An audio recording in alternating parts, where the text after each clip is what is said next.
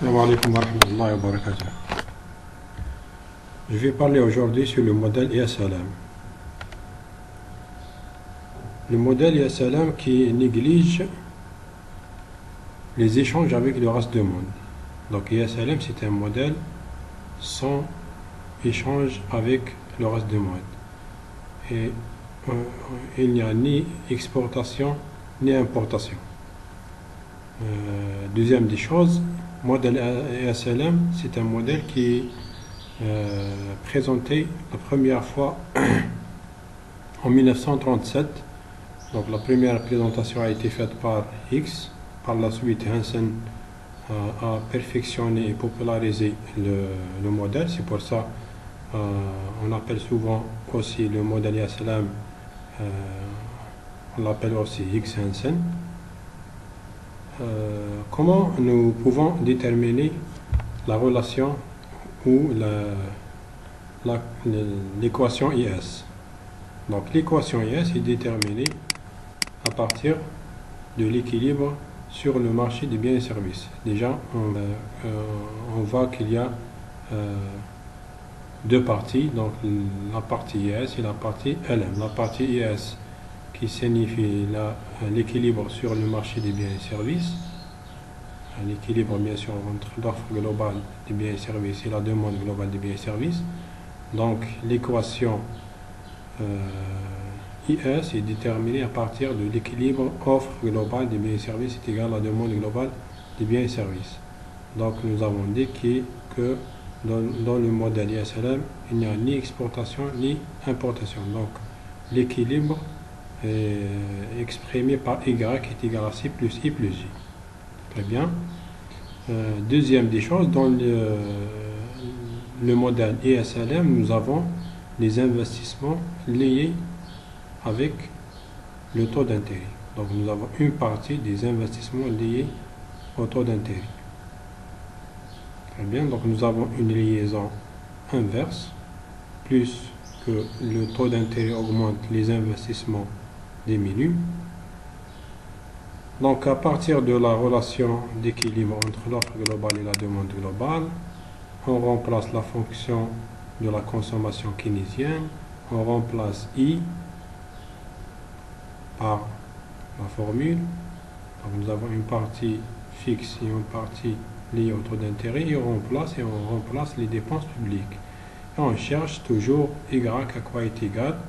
Donc on va trouver la formule Y est égale à K fois DA moins BI. Donc nous avons par rapport au deuxième chapitre macroéconomie keynésienne, nous avons moins BI en plus. La relation d'équilibre sur le marché des biens et services. Donc Y est égal à K fois DA moins KBI. K toujours c'est le multiplicateur keynésien, DA c'est la demande autonome et BI c'est la partie qui est immédiatement reliée au taux d'intérêt. La partie de l'investissement qui est reliée au taux d'intérêt. Très bien. La courbe IS. La courbe IS représente l'ensemble des couples taux d'intérêt revenus qui réalisent l'équilibre sur le marché des biens et services.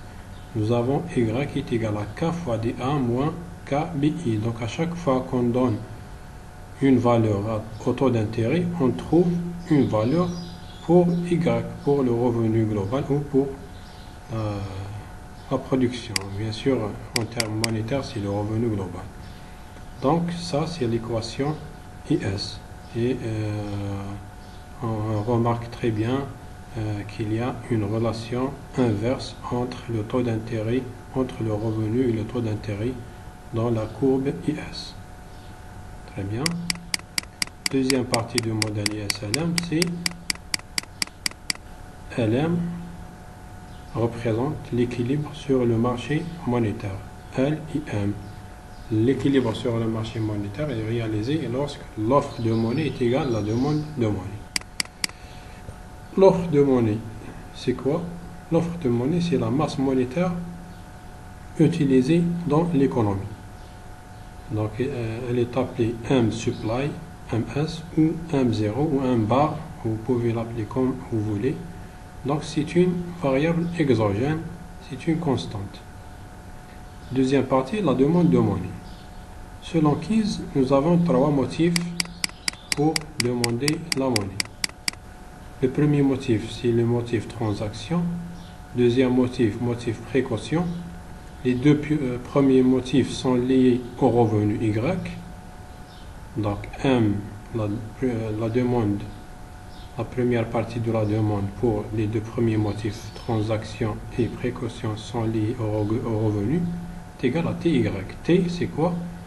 C'est un pourcentage de revenus utilisé pour les deux premiers motifs. Troisième motif, c'est le motif spéculation. Nous avons une deuxième demande de monnaie qui est liée au taux d'intérêt est égal à L0 moins LI. Donc c'est la demande de monnaie pour le motif transaction, pour le motif spéculation plutôt. Donc la demande globale de monnaie est égale à M1 plus M2. Donc la partie liée au revenu plus la partie liée au taux d'intérêt. On aura la demande globale de monnaie est égale à TY plus L0 moins LI. Maintenant, l'équilibre sur le marché monétaire donc, est réalisé lorsque la demande de monnaie est égale à l'offre de monnaie. Donc la demande de monnaie est égale à l'offre de monnaie. On remplace la demande de monnaie. Donc TY était plus L0 moins LI est égal à M0 ou MS ou M bar. Donc, comme vous voulez. Ici, nous avons appelé l'offre de monnaie M0. On cherche Y à quoi est égal en fonction des autres variables. Donc on trouve Y est égal à 1 sur T fois M0 moins LI plus moins L0 plus LI. Très bien, donc ça c'est l'équation LM. La courbe LM représente l'ensemble des couples. La courbe LM représente l'ensemble des couples taux d'intérêt Y qui réalise l'équilibre sur le marché monétaire. Donc, à partir de l'équation LM, à chaque fois qu'on donne une valeur au taux d'intérêt, on trouve le revenu. Donc ça nous permet de formuler, de tracer la courbe LM. L'équilibre global ISLM, donc l'équilibre ISLM, c'est l'équilibre dans les deux marchés en même temps, le marché des biens et services et le marché monétaire. Cet équilibre est réalisé lorsque l'équation IS est égale à l'équation LM. Donc l'équation IS, nous avons Y en fonction de I, l'équation LM, nous avons Y en fonction de I, donc les deux Y sont identiques, ce qui nous permet d'écrire KDA moins KBI est égal à 1 sur T fois M0 moins LI plus moins L0 plus LI. Donc dans cette équation d'équilibre, nous avons seulement le taux d'intérêt qui est inconnu. Donc on peut le calculer facilement. Lorsqu'on trouve I étoile, on le remplace dans l'équation IS ou dans l'équation LM et on trouve le Y étoile. Donc la représentation graphique de l'équilibre,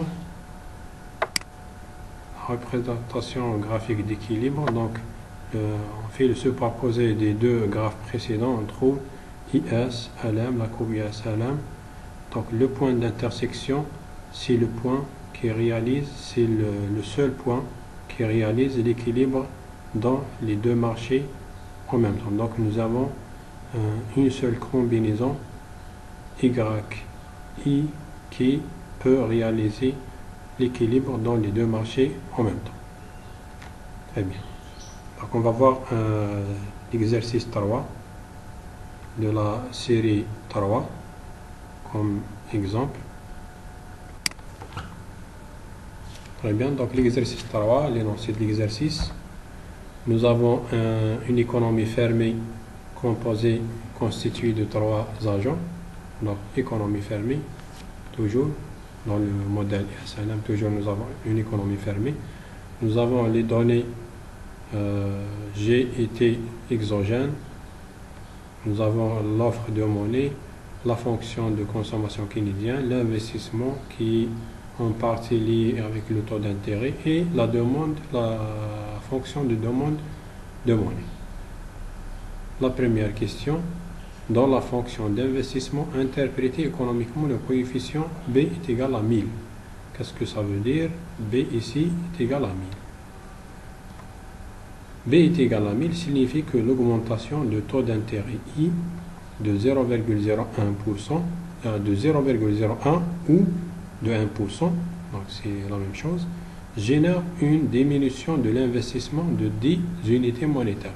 Lorsque le taux d'intérêt augmente de 0,01, donc on multiplie 0,01 fois 1000, on trouve 10, donc l'investissement diminue de 10 unités, moins 10, diminue de 10 unités monétaires. Ça, c'est la première question. Et deuxième question, expliquer la fonction de demande de monnaie. La fonction de demande de monnaie, nous avons une partie liée au revenu et une partie liée au taux d'intérêt. Donc la partie liée au revenu représente la demande de monnaie pour les motifs, transactions et précautions, et la partie liée au taux d'intérêt qui est 4000 moins 2000 I ou là moins 2000 I plus plutôt 400 plus 400 moins 2000 I ou moins 2000 I plus 400, c'est la même chose, représente la demande de monnaie pour motif de spéculation. Troisième question. Déterminer les équations IS-LM. Donc, la courbe IS entre l'offre globale et la demande globale sur le marché des biens et services, donc Y est égal à C plus I plus G, on remplace la fonction de consommation C qui est CCD fois Y moins T0, voilà, c'est YD, revenu disponible, plus C0, la consommation autonome, plus E0 moins BI, plus G0. Donc on trouve à la fin Y est égal à K fois DA moins BI, avec K est égal à 1 sur 1 moins CCD, est égal à 4. La demande autonome est égale à C0 moins CCD T0 plus G0 plus E0. On trouve 862,5. Donc, l'équation IS, Y est égal K fois DA moins KPI est égal 3450 moins 4000I. Ça, c'est la fonction, c'est l'équation IS. L'équation ALM, donc, elle est déterminée à partir de l'équilibre entre l'offre et la demande, l'offre de monnaie et la demande de monnaie. Donc, on trouve Y est égal, on remplace bien sûr avant ça, on remplace la fonction de demande de monnaie, et on trouve Y est égal à 1 sur alpha fois 1 bar moins L0 plus bêta I. On remplace alpha, on remplace 1 bar, l'offre de monnaie, on remplace L0 et on remplace bêta, on trouve Y qui est égal à 3000 plus 5000I. L'équilibre IS-LM, donc IS est égal à LM, ça veut dire ça est égal à ça, donc voilà, on trouve I est égal à 0,05 ou 5%. On remplace 0,01 dans l'équation LM ou dans l'équation IS, ça nous donne le même résultat, Y est égal à 3250.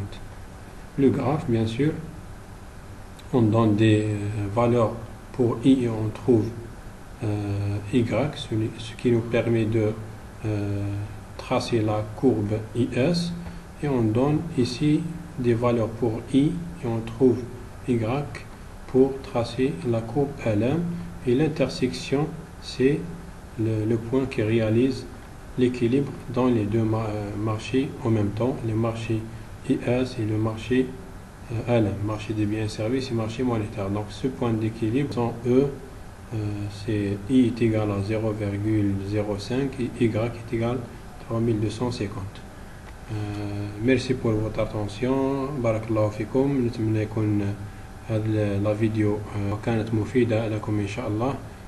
إذا كانت لديكم أسئلة أو اقتراحات يمكنكم كتابتها في التعليقات، ونلتقي في مقاطع أخرى. دمتم في رعاية الله وحفظه. السلام عليكم ورحمة الله وبركاته.